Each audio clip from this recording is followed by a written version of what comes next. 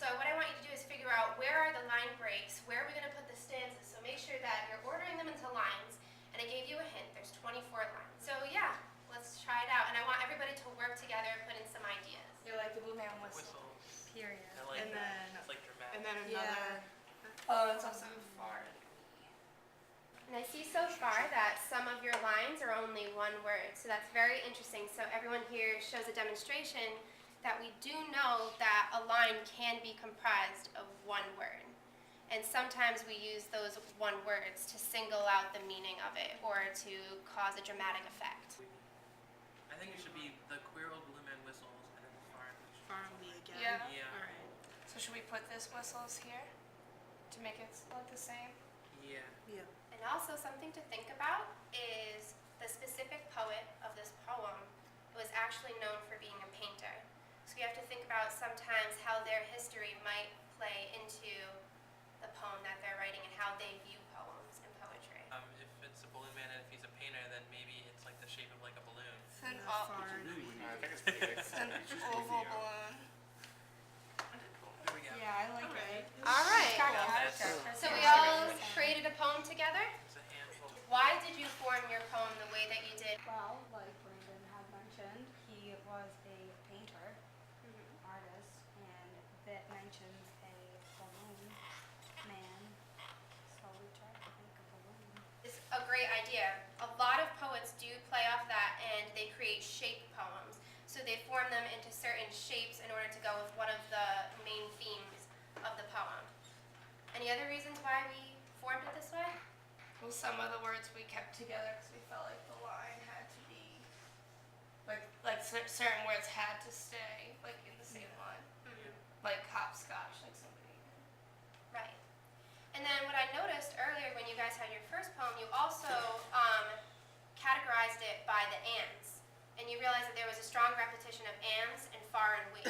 And so you guys kind of put those as either the line beginnings or you guys separated them from the rest. So those are really great reasons to form the poem the way that you did the first time and this time. Read that poem out loud. Who wants to be a volunteer? And I want you to pause when you think there's supposed to be a pause.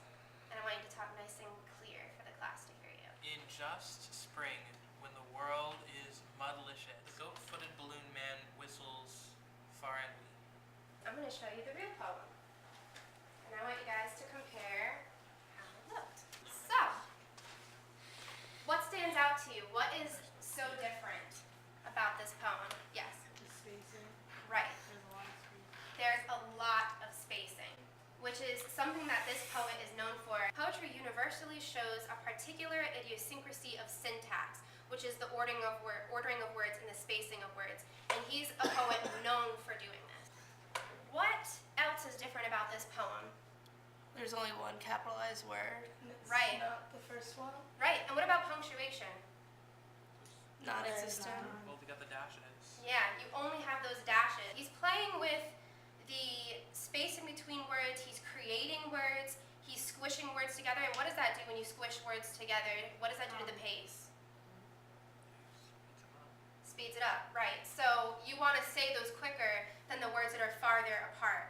So he spaces some words farther apart to give it a longer, slower effect where you would have more pauses. We're going to read this one out loud. And I'm going to try and read it for you guys, all right? In just spring, when the world is mud luscious, it's spring and the goat-footed balloon man whistles far and wee. So the way that we formulate our poems changes the way that we read a poem. And the way we read a poem kind of affects us in how we take the meaning in. How does your poem make you feel compared to the way that he formulates his poem?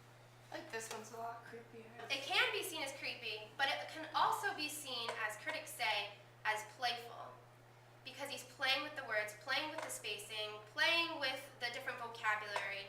He's changing it and making something completely new. He's trying to mimic the way children play. What are the main things that we know about this poem? Who is acting in this poem? We've got the balloon man, You got Betty and Isabel. and Betty and Isabel, and Eddie and Bill. Those are kind of children names, right? And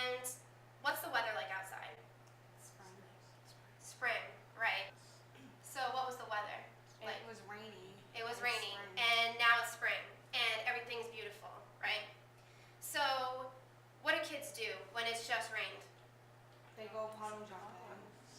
Right. They go jump in puddles, they're playing around, they're playing hopscotch, doing whatever because it's bright and sunny out and they want to go out and play now.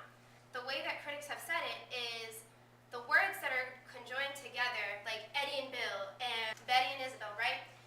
What does that remind you of? He mentions 2 games in this poem. What are the games? Hopscotch and jump rope. Right. So, what does that remind you of? When you're playing jump rope, right, and you have it and somebody's going to come and jump into the jump rope, you go around in a circle, and you're like, and Eddie, and Isabel, and whatever, and this, right? And so, some critics have said that the way that he positions them and he squishes them together and makes you go faster, he makes you change your tempo, is the way that he's trying to show a jump rope game. And then what does he do with the last 9? He spaces them, and he changes it up, and he changes his form. And why would he do this? The hopscotch technique.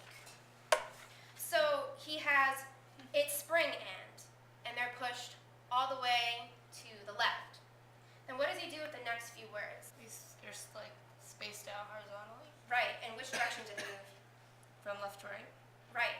So they're moving forward in a progressive fashion.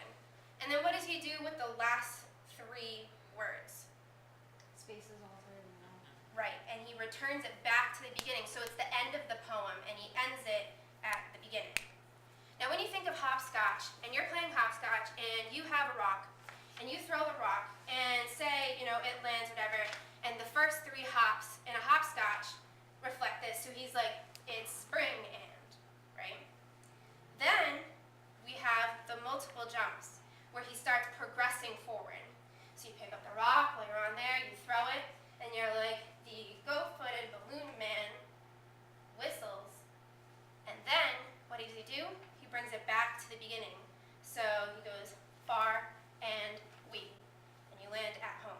So the way that he formulates it is trying to emulate what a hopscotch would look like, and the things we hear when we're on a playground, when we're in a park, and we hear kids, and it's spring, and it's a nice day, and they're playing jump rope, and they're playing hopscotch. Now, what does our poem do? Does our poem do that? Oh, our poem? Yeah. No. Oh, I thought that your poem was creative, and I feel like a lot of poets would form it that way, and that is a fun way to do it, but it doesn't mock the way that children play, right? And that's another thing. He creates words. Why does he do that? Because children make up words. Right. They do make up words. And so, what do they say? They say, Dad, you're the bestest, right? Best and greatest combined. He does that too. Mud luscious, puddle wonderful. He's speaking like children. He's portraying the child. Things are ordered in a poem to reflect what the meaning is and to try and push it forward. And poets use form and structure all the time in their poetry, and that's what's most important here is the form and the structure. We have to think, why do poets make and choose these forms? Why do they change these structures? If they're all choosing different ones or they decide to create their own, isn't there a reason behind it? They don't just like pick some random one and be like, yeah, that one looks good, let's do that. Right? We all make decisions for a reason. So for homework tonight, what I want you to do is I want you to continue to think about form and structure. So I want you to find a specific poem by E.E. Cummings. It's called, it can go by 2 names. It's either Loneliness or A Leaf Falls. And when you find that, I want you to think about the placing of the words. And are there certain letters separated from other letters? Why are they placed the way they are? What does the structure do for it, and how does it play into the meaning? It's a very short poem, and it's only 5 words. But the way he does it is important. All right, so just think about that, and remember that we have a quiz coming up, and it's about rhyme schemes, which we talked about later, or earlier, I should say. So